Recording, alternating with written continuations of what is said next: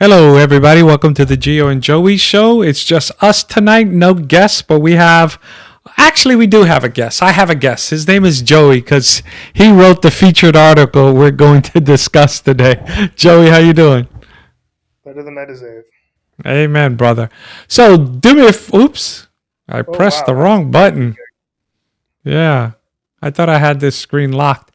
Hey, so tell us why you wanted to discuss your article today, and I think it's good, but let the people know why we're discussing it today.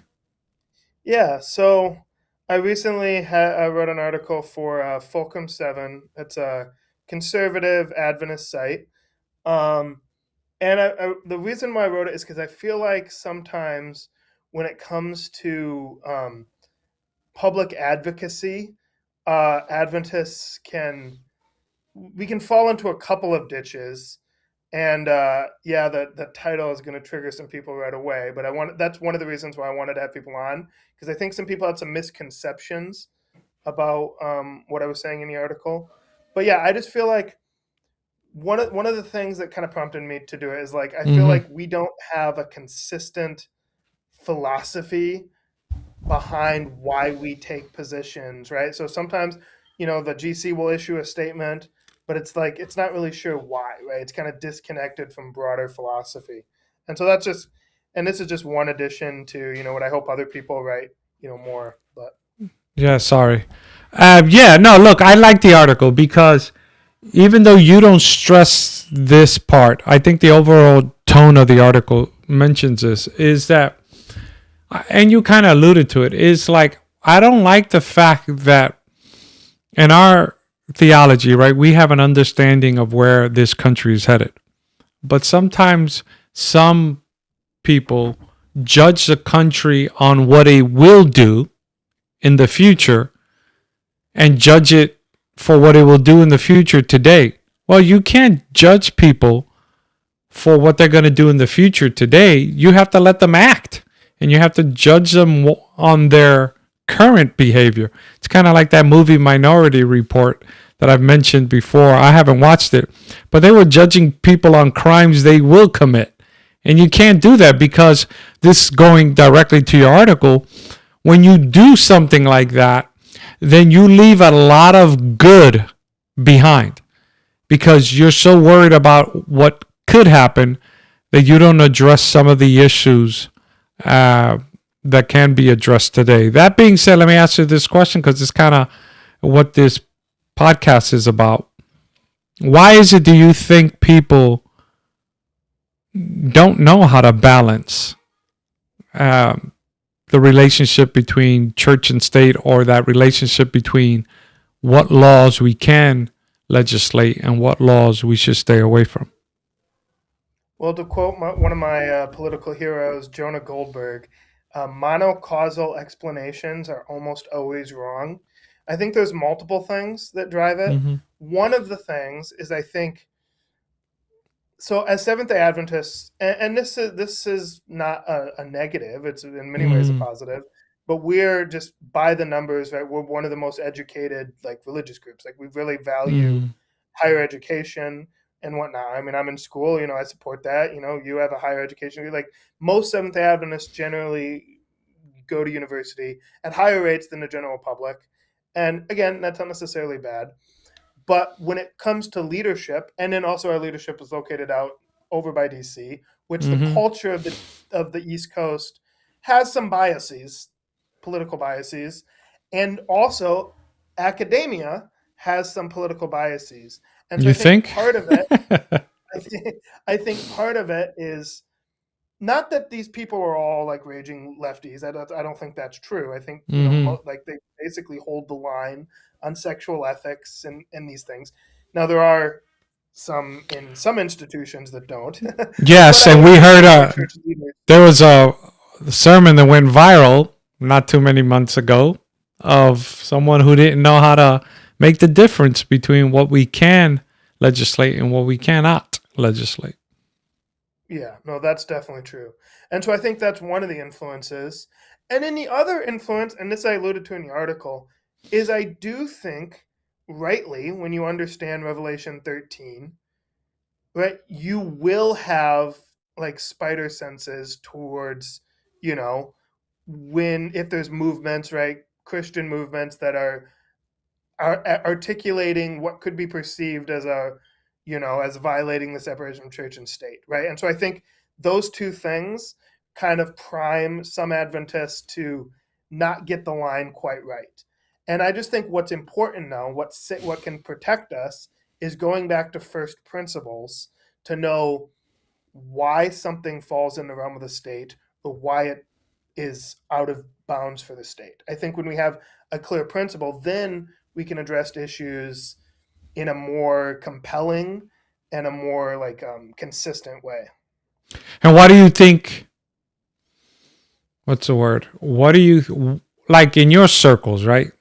The university crowd, because I haven't been in university since 2008, 2007. Why do you think they miss it? Like, what do you think they're protecting by being so open-minded? Their brains are going to fall out.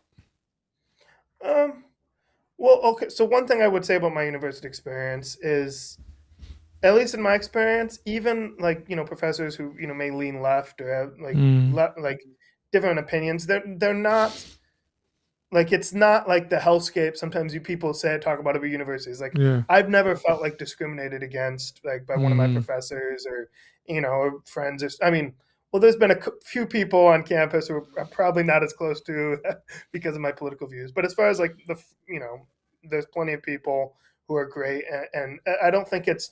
I think there was a period, particularly around 2020, when it was particularly hard to be a conservative on campus, and then it extended to Adventist ones. Luckily, I wasn't on a campus in 2020, and so, and the surrounding panic. But no, I just think, I mean, I think some people, particularly younger people, do tend to mm, hold more liberal views. That's kind of always been the case. Um, and yeah, as far as professors, well, first of all, I do have conservative professors, mm, but I think it's just the academic biases. There's kind of almost a stigma in academic circles sometimes about being seen as and I'm going to use an F word, a fundamentalist, which yeah. is one of the most opaque and misused terms. Like, maybe it has a legitimate use, Hmm. but Yeah, the it's way it's abuse. used, It's it's become misused. a. It's become like a scarecrow or a scare tactic or to use. Right. So going back to your article, right? The title of the article, when the religious right is right, what do they get right in your estimation? And why Yeah. shouldn't we worry about it? Yeah. So okay. So what prompted it is, so one of the things that some Adventists have raised concerns about is the moral majority of the 80s. People like Francis Schaeffer, I think Jerry Falwell was one of those prominent ones. But more specifically, in the 80s, President Reagan ran and he built a conservative coalition. People like Buckley were essential to this, Frank Meyer, around three things, right?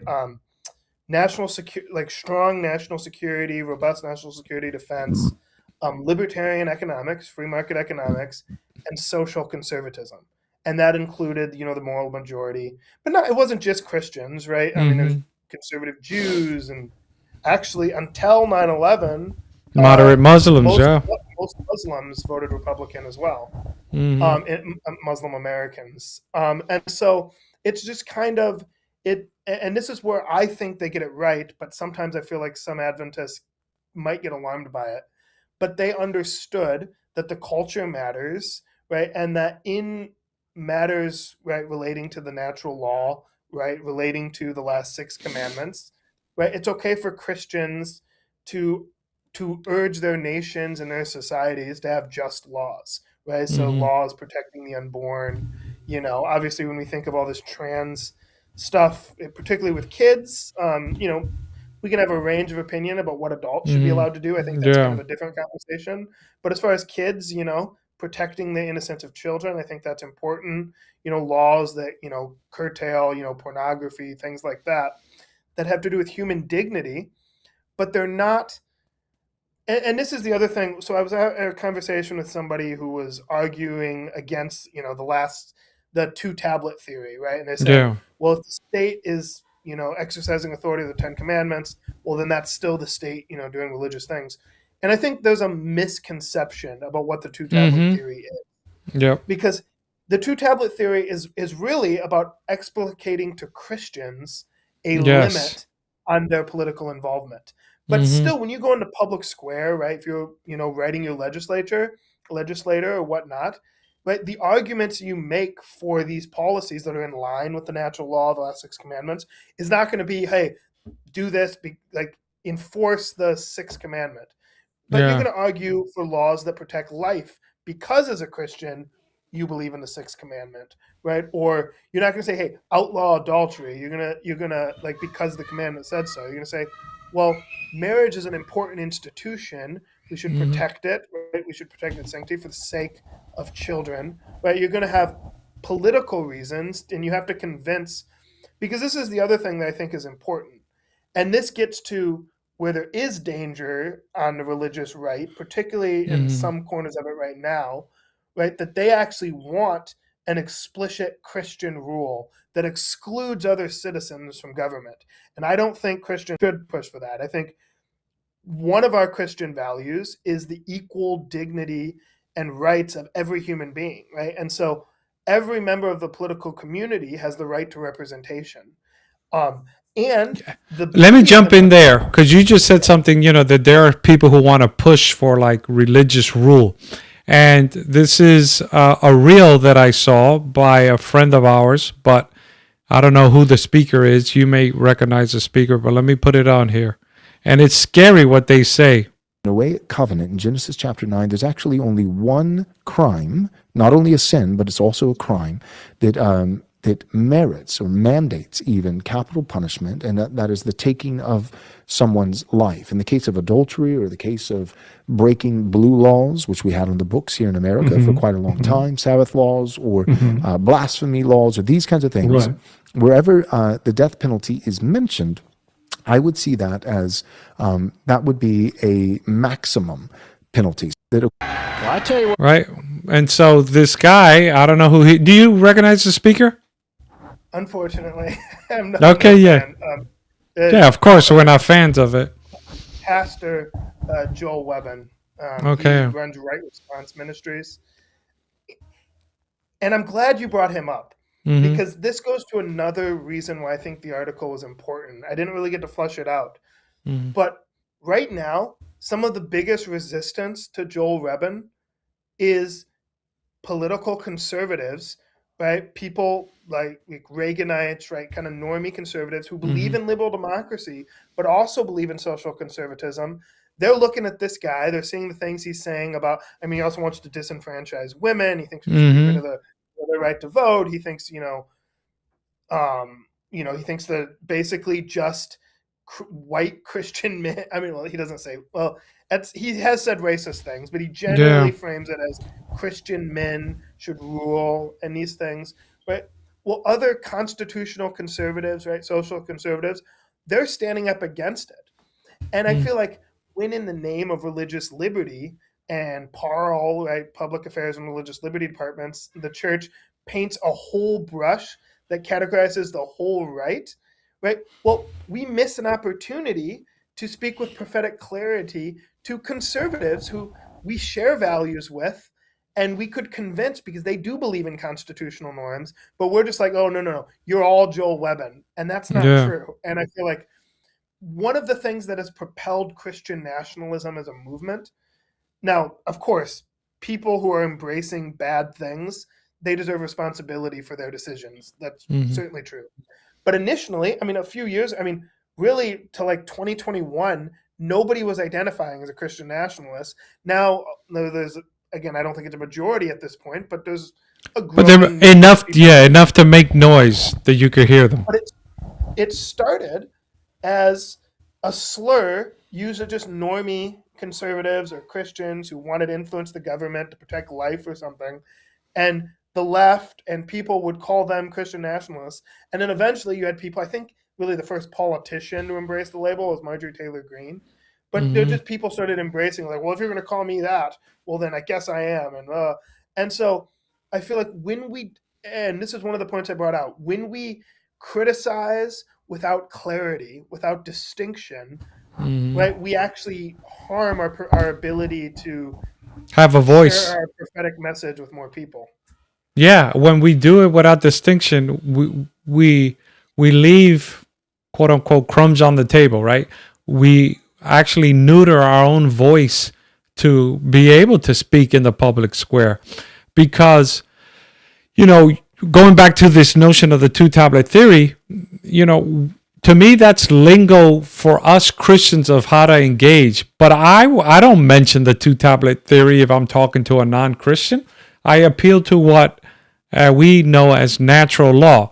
No atheist wants to be murdered. No atheist wants his stuff stolen. No atheist wants to be slandered. No atheist wants his parents disrespected. No atheist wants to be cheated on.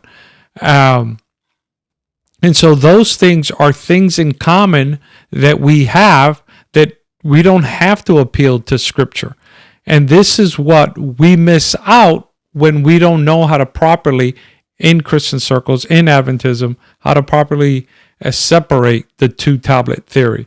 Because like I alluded to, there was a sermon by a liberal Adventist who basically says, he didn't say this, but that there is no two tablet theory. If we want to protect the Sabbath, then we can't have any opinion on LGBTQ, or I forgot what the other example he used. And so that's ridiculous, because my relationship with the Sabbath is strictly none of your business. It is between me and my God. And that's what the first 4 commandments protect, my relationship with God. Thoughts on that? Yeah, no, I think that's right. And that sermon that you mentioned, it actually did something even more dangerous. And this is something that I feel like our religious liberty people should be talking about more, but we don't talk about it at all. But what it actually does is it completely gets rid of any kind of neutral moral language that we can share as a society, as reasonable people, right? So the fact is, right, anybody, for all of human history, right, there has been a difference, right? Even societies, I mean, there have been societies that have been more tolerant of, homosexuality than others and whatever. And that's true. That's in the historical record. But even those societies recognized that the relationship that can create children is different and had different kind of rules around it, because they recognized that children gain something from that relationship, right? And so I believe that my secular friends are reasonable human beings made in the image of likeness of God, whether they recognize the God part or not. And I believe that they can see, the benefits to marriage, right? I believe they can see the benefits to children, right? And furthermore, right, because his comments, I think it was something to the effect of I actually just rewatched it recently, but he said, he said something to the effect of, if we want our right to worship on the Sabbath, then that comes with the LGBT person's right to, get married, the gay person's right to get married. Yeah, that's what it was. Now, Marriage. the problem with that is that that's a very subjective view of what rights are. But in reality, right, the classically liberal view, right? I always tell people, I'm always liberal, I'm never left, right? And when I mean by that is I mean like Lockean classical liberalism, the American founding, the Declaration of Independence. And the Declaration of Independence is very specific, right? That rights exist, right? Right?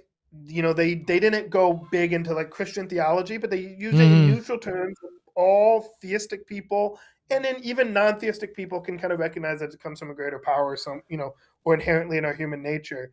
But basically they said these rights exist, and because these rights exist, we are withdrawing the political bonds between us and Great Britain because they violated it, and we're creating a new government for the defense of those rights. But government, and that's an important order.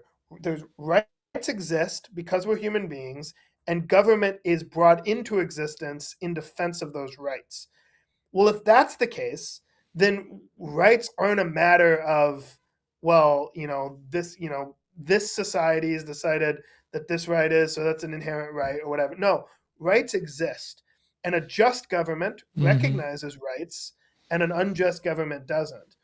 And so the right to religion, right, it's inherent to a human person that you can't be forced in matters of religion. I mean, I really recommend people read Thomas Jefferson on this. But basically, he talks about is like, what I believe about the divine, that can only be convinced to me in my mind, right? And I can't truly worship if I'm not convinced of what I believe about the divine. And so the state has no just authority in it. It's natural to who we are as reasoning beings. The right to life, I mean, that's another one. It's a natural right, right? Every human being has it, right? We all have that right to life. And so that is one of those natural rights, right? But marriage, right? First of all, marriage isn't a right. Well, I mean, just think about it with straight people, right? If marriage is a right, what's the government going to do? Be like, forcing women to marry men? No, marriage isn't a right, but it is a natural institution, right? And it's essential to society. But it actually is. Without it, society ceases to exist. I mean, think about it. And I don't mean any. I have friends in the LGBT community. I don't want a government that is super tyrannical. Lives, particularly of adults, right? Like whatever. But just the idea, and what I'm articulating is something that every Democrat, for the most part, agreed with in like 2004. All right. Yeah. It's just pre-COVID. Like to say gay marriage is like saying, no, because there is a turquoise sky sometimes. No, it's like saying the ground is the sky. It's like saying solid. It's like saying solid water, and I'm not talking about ice. You know what I mean? It doesn't exist. And so when you conflate it, and actually there's a really good, so there's a book, I don't know if you have it, I think we've talked about it before, but Andrews University Press put out a book I have it. on homosexuality in the church. And in the middle of it, there's an essay, actually, it's by one of my professors, Dr. Wood. Hi, Dr. Wood. If you see this. But it's called The Declaration of Independence, Homosexuality and the Declaration of Independence. And it's right in the middle of that book. And he goes into this. And so I would urge our Adventist elites and our Adventist pastors, read the book, right? And it's a resource from one of our institutions, our flagship school. And what he lays out is that, this redefinition of marriage, right?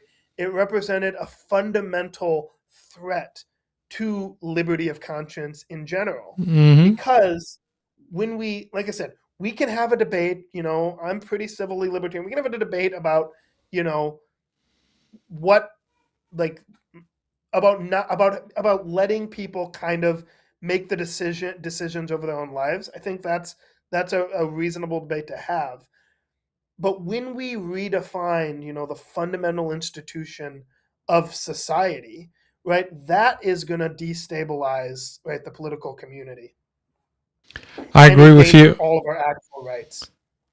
Yeah, I agree with you for sure. And look, if you see it, right, conservatives are accused of always leaning to the slippery slope fallacy, right? They say. But you see that the more we have forgotten the natural law, the more chaos in society. I mean, we got to a point where it was a frenzy of an epidemic of kids wanting to transition. Now that is, I think it was a young lady won a lawsuit against a doctor and got awarded $2 million for basically negligent care. And it's not spoken about, and maybe you can verify this for me, but I've heard Charlie Kirk talk about it and others, that there's a big Reddit community that people don't talk about, but it's of thousands of detransitioners who feel like they've been abandoned and have no voice. And society got dark here. when you don't have conservative values, and I'm not talking about Republican or Democrat, just natural conservative values, society uh, destroys itself. And once again, I appeal to that John Adams quote, right? That the Constitution was written for religious and moral people, and it's not fit to govern, those who aren't. Why? Because there isn't this sense of respect for something that transcends, and it's a word you like to use, right? Our rights, but that we also, in those rights, we also have duties, right? We have liberty, but we also have duties. And if society begins to just become hedonistic and we forego our duties, then society crumbles. And then you start building resentment from those who are still following the duties to those who aren't. And you can kind of see the clash of that in Minnesota right now. But go ahead. So I'm gonna create a clip that if Spectrum were to see this, they'd clip it out and they'd really go after me. Every Seventh-day Adventist must be a Republican. Mercy, elaborate on that. Every Seventh-day Adventist must be a Republican. Now, I should note, right? So you better include this in the clip, all right? I should note. I mean Republican, lowercase r. Okay. Right? But Ellen White actually says, right, that the power to the now I'm going to get the quote wrong. I'm terrible at quoting stuff, but you'll know the quote when I say it. But basically, the secret to the prosperity and power of the United States was its Republican and Protestant government. Yeah. And what she means by that, no, she doesn't mean a Protestant establishment. America didn't have a religious establishment. She actually was talking simply about the idea of religious freedom and toleration that developed through the Protestant Reformation. So she's not talking about Protestant control of the government. The opposite, actually. But the other part that she mentioned is Republican government. And I feel like that's what we don't talk about enough. To his credit, a former guest on the show, Pastor Ron Kelly, in his recent religious liberty sermon here at the Berrien Springs Methodist Church, he actually preached on this specifically about the difference between republicanism and imperialism. I thought it was very good. Maybe I'll link to that or something. But it was a really good sermon by Pastor Ron Kelly. But I think that's one of those things, and it gets to what you were saying about we need, right? So a republic, right, is this idea where the ultimately the government rests in the consent of the governed, right? But it's not just a democracy. Now it is a kind of democracy, but it is representative democracy. So we don't go out and vote, for every law, right? Like that's what we do. But we vote for representatives to represent us to make our laws. But that requires, this whole relationship, for it to keep working, there's a reason why Ben Franklin said, when asked, was like, what type of after he came out of the Constitutional Convention, a woman asked him, Mr. Franklin, what kind of government did you create? Did you create? He said, a republic, if we can keep it. Yes. And the reason why this kind of government, and it was really, there had been republics before, the one in Florence, we always think of the Venetian Republic, right? The Roman Republic, and those were good experiments, right? But good for their time.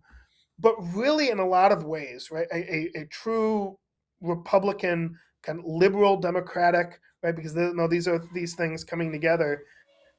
America was an experiment, right? It's called the American experiment for a reason. And we're in the 250th year, and I believe it's still going strong. Because listen, I have never once had to worry about when I walk into church on Sabbath morning, but there are certainly signs of fraying. And I think Don Lemon. This is why, yeah.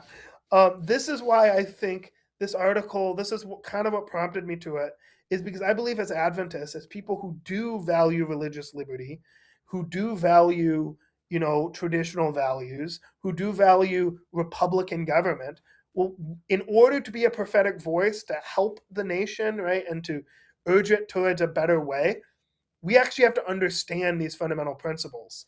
And when we undermine the basis of natural rights, right? Well, now I'm gonna get prophetic again, but Daniel 11 instituted that there's two powers that would be at war with each other at the end of time, right? And Mm-hmm. they're both bad powers.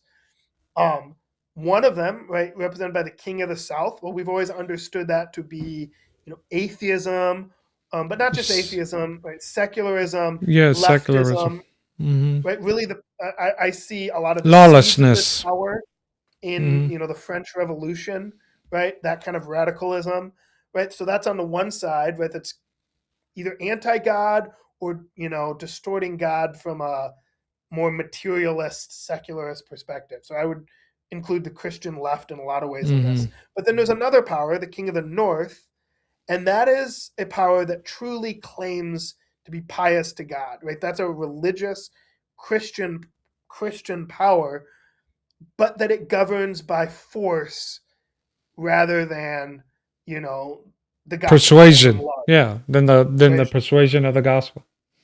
And these two poles are both bad.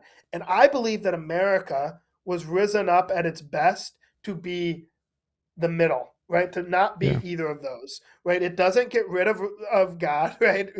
We're not the communists. We're not the Soviet Union that says God Mm-hmm. is dead. We're not Nietzsche, right? We're not that. We reject the left. We reject the left that attacks the natural order, right? That attacks marriage and family and life, right? We reject that. We stand against it. But we also reject a religious right that abandons liberty, right? Because we hold Mm-hmm. these things in tension. And I think that's quarter Republican government. And I feel like sometimes our witness, when we get away from that essential, sometimes there's a tendency to see, oh, the king of the north is rising up, so I'm going to go make an alliance with the king of the south. Yeah. Well, I'm Nope. sorry, the king of the Mm-hmm. south is no ally, right? Mm-hmm. And so that's not an option. Speaking of which, I wanted to go to scripture here for a bit in Romans chapter 13, real quick, where Romans 13 says some interesting stuff that sometimes many Adventists understand, but I see other Christians who lean on this and don't know how to really understand it. It said, "Let every soul be subject to the governing authorities, for there is no authority except from God." Obviously, a non-Christian would not accept this. We're talking to Christians and how to understand this. And the authorities that exist are appointed by God.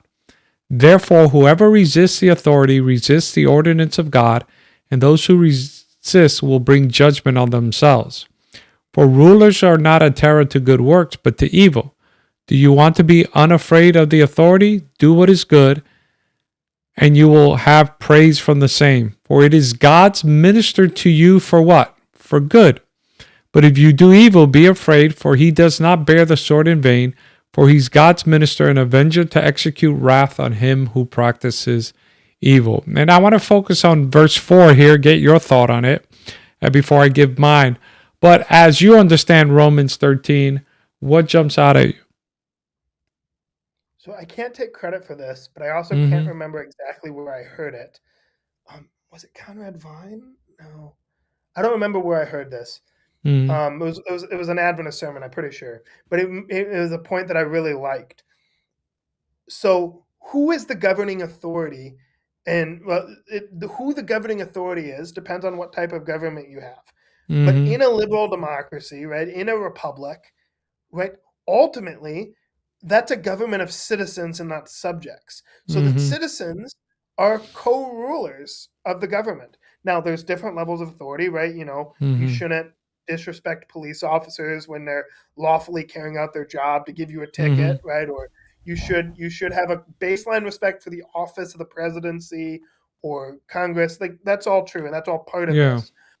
But also, you as a citizen in a free country, you have a say over the laws. And so the duties of Romans 13, at least in part, fall on every citizen.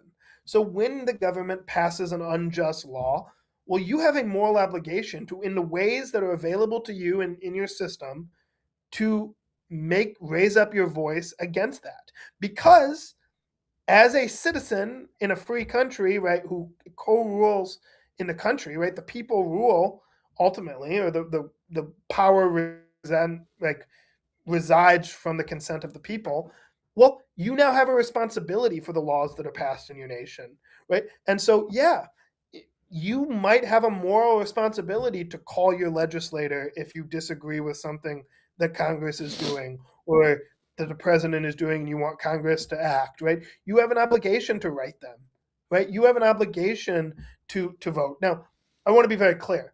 You don't have an obligation. Like, listen, I'm a political science student. I write and post about politics. You don't have an obligation to do that. If you don't want to do that, that's perfectly fine.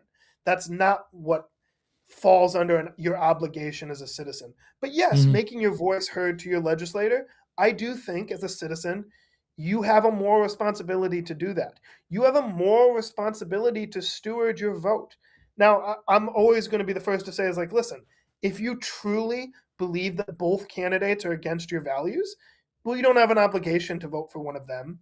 But did you show up in the primary to help make sure that there was a better candidate, right, for one of the two parties? Did you show up to make sure you voted for some good congressional candidate down the line or some state legislator? Do you know your state legislature's name? Right? Like, these are things that as a citizen, in order for Republican government to continue, citizens have to take stock of these things and take it really seriously. And to any Christians watching, you should be praying for our leaders, right? You're praying that they respect liberty, but you should also be praying about how you should vote, right? And you should be asking God and the Holy Spirit to influence you. That's not theocracy. That's you as a citizen taking your responsibility seriously. And I think that is something that we need to focus more on as a church. Yeah, and that's where, we've been told sometimes we think, we're going to keep an eye on to see if they're trying to push religious liberty, or destroy religious liberty.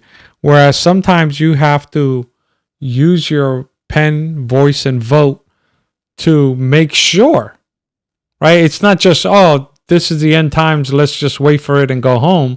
No, we have to keep, as quote unquote, the winds of strife as far off as possible, right? So that as many could be saved. When I look at this, though, I think verse 4, I see too many, and I'm talking about in our flock, too many who regardless of whether it's a mayor or government or a governor or president or congressman, who speak too flippantly about our leaders in public. No, I mean, look, private conversations are private conversations.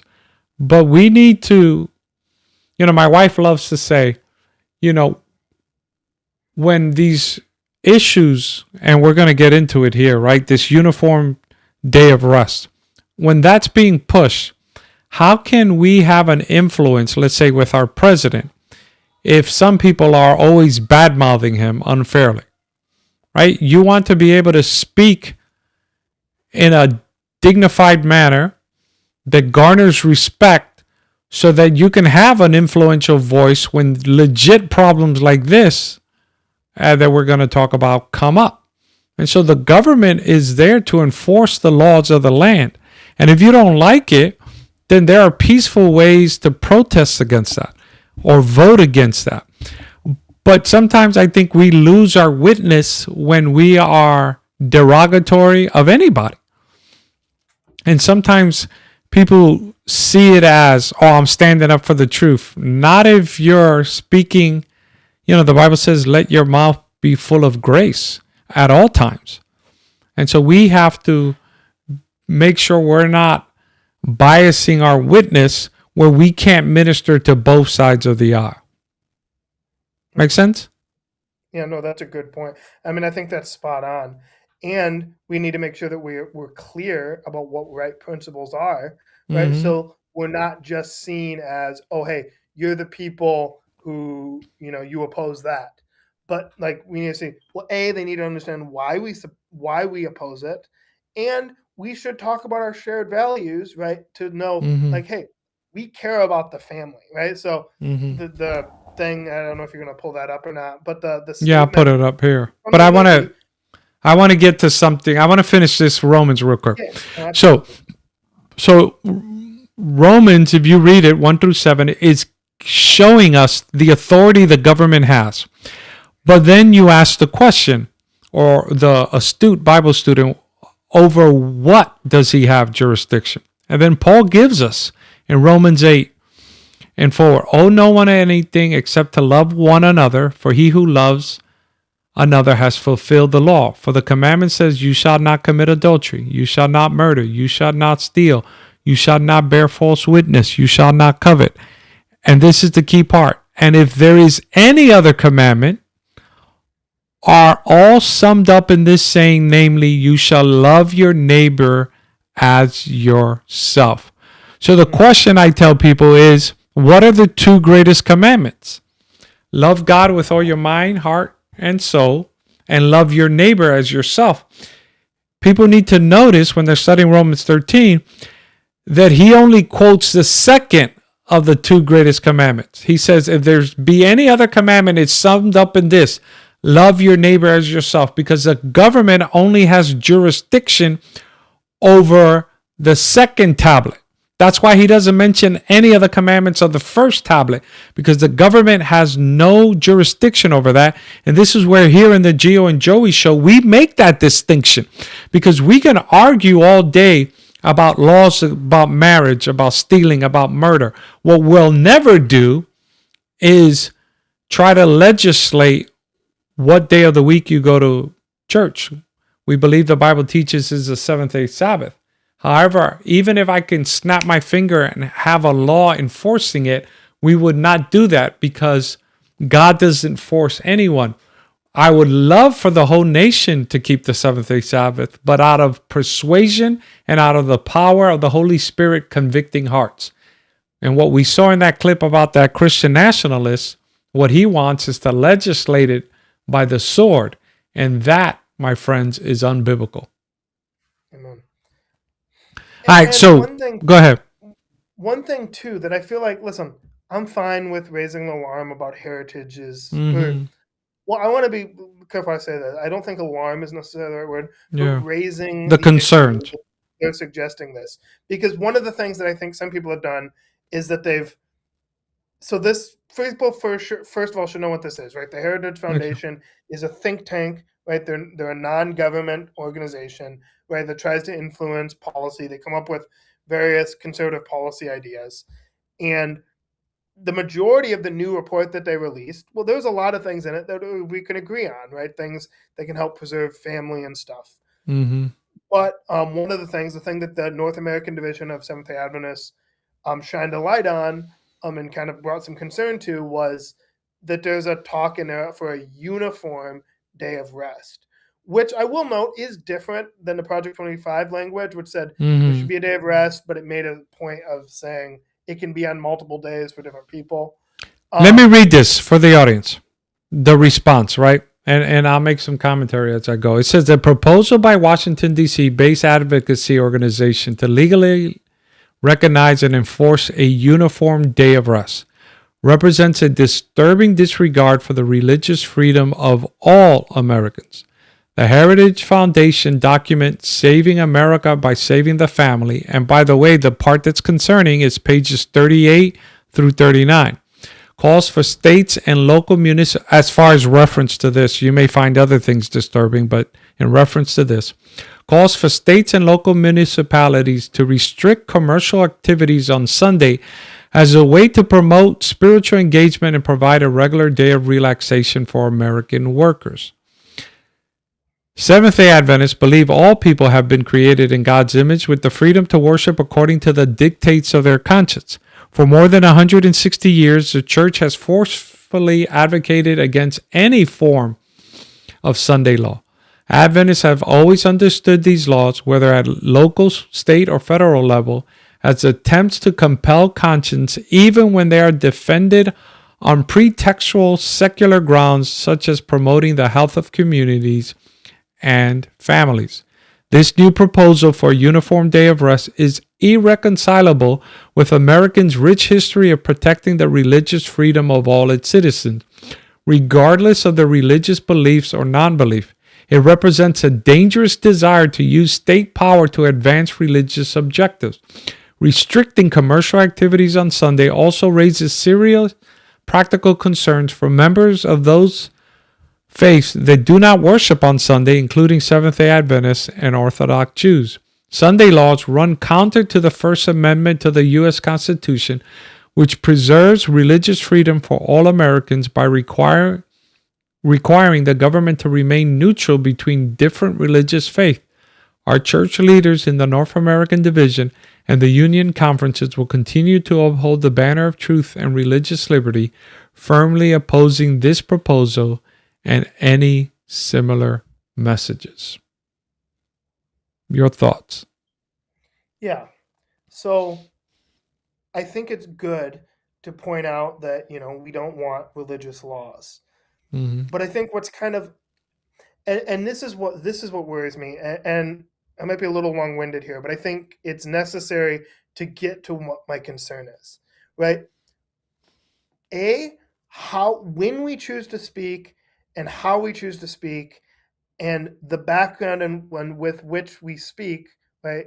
Those all go to the clarity and the prophetic witness that we can have, right? And so, yes, it's true that we should, we don't want laws enforcing, a religious day or that are made on religious grounds.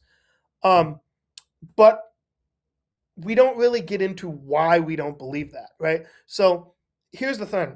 And this kind of goes to one of the things I said in the article. Sometimes it can be assumed because we understand Bible prophecy that because we understand what's going to happen in Bible prophecy, the individual players along the way, right, we can be seen as like whether scheming or their real attempt is persecution of non-believers. But you know what I think? I think most people who are articulating this view just think like, hey, modern life has gotten crazy. There's not enough, we can't afford anything, right? We're working all the time. And they see it in these humanitarian grounds. Now, that's where we should come in and say, hey, a religious law, that's not the way to go. Here are the reasons, right? Here's Thomas Jefferson talking about, your relationship to God and that why that's sacred and the state has no authority over it. But then we should also highlight the fact the Seventh-day Adventists actually do support people being able to have their holy day, the day that they see as a holy day off. Right? Seventh-day Adventist lawyers and parole departments have regularly worked with Catholics and Baptists and Jews and Muslims that want Friday off or whatever. And when they and has helped them get legal recognition so they can go to their boss and request time off. And there was a Supreme Court case. I forget the Yeah, I was going to bring it up. It was the U.S. Postal Service versus Yep. Roth. Mm-hmm. And that went to the Supreme Court, and it was about an evangelical Christian who A Sunday keeper fired him because he wanted off on Sunday, which is kind of crazy to think about because generally speaking, the Postal Service has never been, but now they've started having some work on Sundays. And this guy said, like no, I go to church on Sunday. And so it was actually a Seventh-day Adventist lawyer, made in the name of Jonathan Cherney, who I won't say that, but I'm hoping they get him on the show. But anyway, a Seventh-day Adventist lawyer who represented him, and we did that because as Seventh-day Adventists, we do believe that that a society should be as tolerable as possible. The Constitution and American law actually supports this too, that we want to do what we can to incorporate, right, like Americans' religious exercise, right, the free exercise of their religion, right. That's one of the beautiful things about America, right. And again, I'm not a Christian nationalist, but I'm a Christian and a conservative. And one of the beautiful things about America is we are not France. I can't say that enough. Amen for that. Onward, France has just gotten everything wrong. And in France, there's this concept called, and I'm probably going to mispronounce it because I'm too American and I don't have any French in me, but laïcité. And basically what laïcité means is it's kind of an enforced secularism, right, where they actually ban religious displays in certain parts of public life, like within voting booths and in the legislative halls and whatnot, right? So if you're a Muslim Frenchman or French woman, you could be barred in certain cases from wearing the hijab, right? Or if you're a Christian, right, you're barred from sharing your faith, at certain places of employment. Well, America, we don't do that, right? The First Amendment has two clauses. The Establishment Clause, which says that the government will make no establishment of religion, but also the Free Exercise Clause, meaning the government can't interfere with an individual's religious liberty rights. And that includes every American, including in public offices. Right? There is nothing illegal about a politician who's Christian praying with their colleagues, or studying the Bible with them, or talking about faith, right? Or praying, or if you're Jewish, wearing the Kippah. kippah, or if you're Muslim, wearing a hijab, right? Like those things are meant, because while the state can't choose between religions, they can't Force you to exclude your religion. Yes. Yeah, they can't force you to exclude. From the public square in America. And so I think, again, I just think all that nuance would help, right, people understand where we're actually coming from with this. And then the other thing is,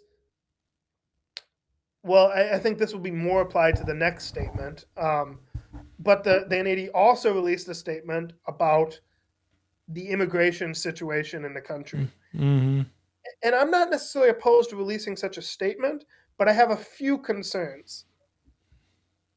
Is that the one? Yeah, I'm not going to read this whole one. It's a lot longer. Yeah. Let's see. So, okay, without reading it, I read it already. So, Okay. one of the things that I initially like about it is going to the fact that we talked about the equality that we have in Christ, the equal human dignity of every person. I think that's important. And I think it's, I am a conservative. I am a conservative on immigration in the sense that, I'm against illegal immigration. I think we need immigration enforcement. But I think that there can be real concerns about some of the ways in which the government is enforcing it, right? I'll just give one of them, right? Right now, they're claiming the authority, right, to go into homes and stuff based on an administrative warrant, which the DHS gives itself. Where normally, with criminal enforcement, they go, right, the law enforcement agency or the law enforcement people, they go to a judge, an independent judge, right, and then they show their reasons for needing a warrant, and the judge has to sign off on it, right? And so that's just one concern, right? Also, the level of force, right? Now, and again, this is why it's complicated, and this is why statements need to be nuanced. They need to be balanced. They need to elevate the human dignity of everyone, including undocumented immigrants, right? Like, while we have a right to enforce our laws, we do. The people we're enforcing it against do have human rights. They do have dignity. So that's important, and I'm glad to raise that up. But, right, the immigration situation is complex, and I'm perfectly willing to criticize the administration when I think they're wrong or they're going overboard.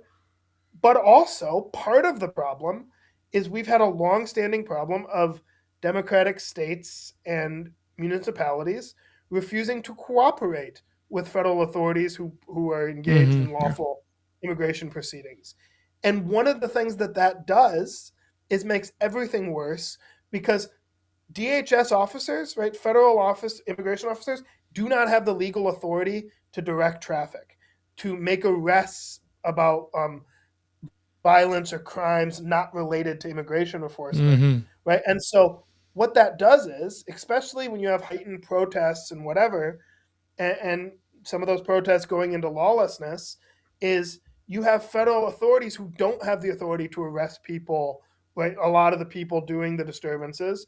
Were in a normal situation, well, the local police would handle that because they do have authority over traffic and over these things. And so, again, these things are complicated. And so that's why if we're going to make statements, we got to be balanced, and we have to acknowledge complexity.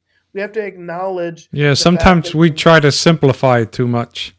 But look, I like looking at the big picture, right? And I like asking myself, what's the end goal from these protests? If the end goal from these protests is to stop 100% ICE's ability to go after illegal aliens, then that's a non-starter, right? And that's what they make it sound like they're after. You hear the governor of Minnesota saying they need to leave us alone, yada yada. And my wife been reading a lot of history books here lately, and she pointed out something interesting about Tim Walz calling for, oh man, what's that? Jim Brown and Fort Sumter or something, or some. Well, anyway, what he quoted, and I forgot, I wish my wife was here, alluded to, that Tim Walz alluded to, was he was like referencing, is this our blank moment? And he's referencing somebody who was committing insurrection during the Civil War time, right? Talk about toning down the rhetoric. So in the big picture, the federal government has a right to enforce its border. The states don't have the right to stop it, to interfere with it. And that's the big picture. Obviously, I agree with you. It's not a good look, right? The roughhousing some of these agents are doing. But those are to be looked at a case-by-case basis. You can't blanket the whole, ICE agent working, throughout the United States by what's happening in Minnesota. Because another thing I'd like to point out is that interference is not protected by the Constitution. Peaceful protests is. But these people are getting in agents' faces. They're throwing stuff, bricks, frozen bottles. And you're right. You're saying the police in Minnesota aren't helping, and that just makes the whole situation a powder keg. And, I'm at the point in my life where I don't trust anything in mainstream media. So, I give the benefit of the doubt to the ICE agents. I'm not saying that they shouldn't be held accountable, but the mainstream media has soiled distrust in those who try to look at it from both sides. And one thing I'll say, and I think it's really important, it kind of goes to the being an informed citizen part. And I don't think this is your fault or anybody's fault, but one of the things that's been happening, right, is everybody's been talking about ICE, ICE, ICE. Well, what they don't actually understand, right, and this is why nuance is important, ICE is run by this guy, Tom Homan, who Yes. Tom Homan has been in immigration enforcement for a long time. He actually received some sort of medal from Obama. Right, yeah. for his work, right? So Tom Homan, pretty responsible guy. Well, most of the stuff that I think is rightly can be described as questionable has not been ICE. It's been CBP, Center or Customs and Border Patrol, right? Which, here's the thing about CPB is they're accustomed to really being on the border, right? Border enforcement, which that's much more likely to be dealing with, gangs, cartels, right? These things. And so it is kind of more militaristic. And so when you bring but here's the problem. And this is why, if we want to, as citizens, we want to critique our government in a responsible way and also support lawful border laws and whatnot. Well, this is where some nuance is important. One of the things that happened, and there's been pretty extensive reporting on this, is that the Department of Homeland Security Secretary, Kristi Noem, she was pretty clear. Because they wanted to make a statement and they wanted social media to see that they're being tough. So she said, we need these, public, deportations. We need to do raids of Home Depots and these house raids.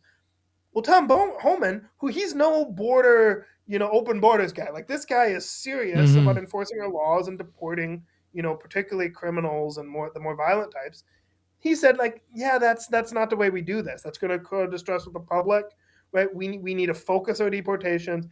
Focus on, the violent criminals that 98% of the country agrees shouldn't be here. Right? We need to focus on that. We don't do these public raids, at these places. And yet, ICE is getting all the blame, right? When really, Yeah, and no. what we're seeing now, and I'm hoping this calms the situation.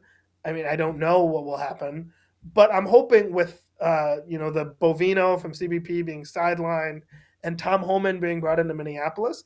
Listen, as a citizen, I'm hoping that we're able to get some more order, and I just pray we don't see any more loss of life. And like I said, to what I said about the That's a whole nother law episode. enforcement not cooperating, Alex Preddy absolutely should still be alive.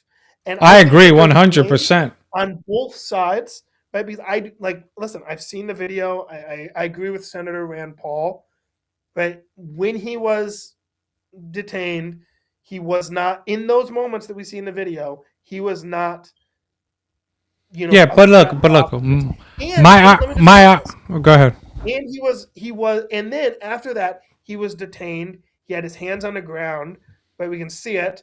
And he was disarmed, right? And then he was shot, right? And he had 6 people on him. I think that's excessive force. But he was also, listen, we've had video that's come out that's in the weeks prior, several weeks prior, he had attacked an ICE vehicle and kicked out a light, Tail light. right? Yeah. And here's the thing, that's illegal. hmm And if Minneapolis police cooperated Especially with a firearm, too. if they had arrested him at that moment, he would still be alive. And that is where it goes. Like, law and order is important, and also the way, like, again, we should hold law enforcement accountable. So I think we can do both things, but I think it requires engaging the public square with nuance, with reason, with balance, and I think we can do that. But yeah, that's what I would say. Yeah. My argument with the Preddy thing and the good thing. And look, I don't think in either case they should have died, right? I think, but I'll stick to the Preddy case because I think the good case is a little bit more clear cut. Not that she should have died. Both is horrible. Both should be alive. But I think in the Preddy case, even as vulnerable it looked, the Supreme Court gives a lot of leeway. And so what I've been arguing with friends is not that he should have died, not that it was justified, but I don't think they'll get convicted, is what I'm saying. Because in the heat of the moment, him coming with the history that he has and the gun being taken away, an officer you could hear yelling gun, in the split second, you can't decide. Like, it's hard to decide. So what I'm saying is I don't think they get convicted. That's all I'm saying. I think there's enough reasonable, because I like how a lawyer said, you don't have to be correct in your decision to shoot. You have to be reasonable. And I think that's what I've been arguing, that I don't think they get charged. But they should get their day in court. Yeah, I don't think that's going to happen. Yeah. But yeah, like I said, it is complicated, and we need to engage with compassion, but also nuance, right? Because if we don't, again, we're not going to be taken seriously when we try to offer a prophetic counsel. Let me close. Well, we got to close. Go ahead. Regardless of this conversation, the administration's response on one thing should be a concern to every citizen. Well, in this country, we do have Second Amendment rights. And those Second Amendment rights include your right to conceal carry, right, if you're doing so legally, right, in public, right, at public events, right? It doesn't matter what kind of public, like, if you're there's limits on schools and, certain places. But generally speaking, in public, listen, I always tell my friends who are anti-gun and think guns make everything less safe, I said, well, buddy, I this area of Michigan, every time you go to the grocery store, I promise you pass by some conservative dads strapped, okay? And you may not believe it, but you're safer because of it. But one of the things that has been concerning, right, is the response when it comes to the gun piece has not been, well, he was attacking or whatever.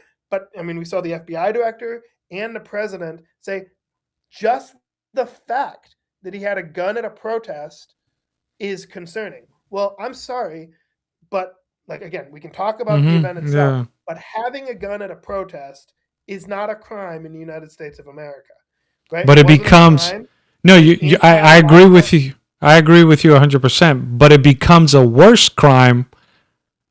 Having a gun, the charges are made worse if you commit. Commit a crime. Yeah, if you commit, and which he did. Not this case. Well, you could say this case too. He put his hand on an ICE officer, and he was impeding an investigation. But mainly the one where I'm surprised, the one where he kicked the tail light out. When they wrestle him to the ground, you can see the weapon there. And you're right. That's where a police officer, if they were working in conjunction, could have arrested him. And by not keeping the law, or by not keeping, what's the word? By not enforcing the law, he's lost his life. And I think that might be a sermon illustration. One that goes to the duties, right, in Romans 13, right? The duties Yeah. of the civil authority. They have an obligation to enforce the law, right? I mean, assuming that the laws are just. And I think Exactly. laws against crime and attacking police officers, those are just, right? But And even so- when the laws are not just, right? Christianity teaches us that we still have to pay respect, because in the end, right? Treat even if the laws are unjust, we have to treat them with respect, speak kindly, be a witness. Because look, Paul, when he wrote Romans, I mean, Nero was lighting up Christians, as torches to light the night. And you don't see Paul or any Bible or even Jesus himself speaking derogatory and wishing, ill will on the leaders. They were hoping, Paul and, in chains to Agrippa in Acts 26 saying, I hope you would be converted, that you would be like me except for these chains, right? And that's what I don't like sometimes from some of our people is, man, the way they talk of politics, people. You could disagree with them. You don't have to,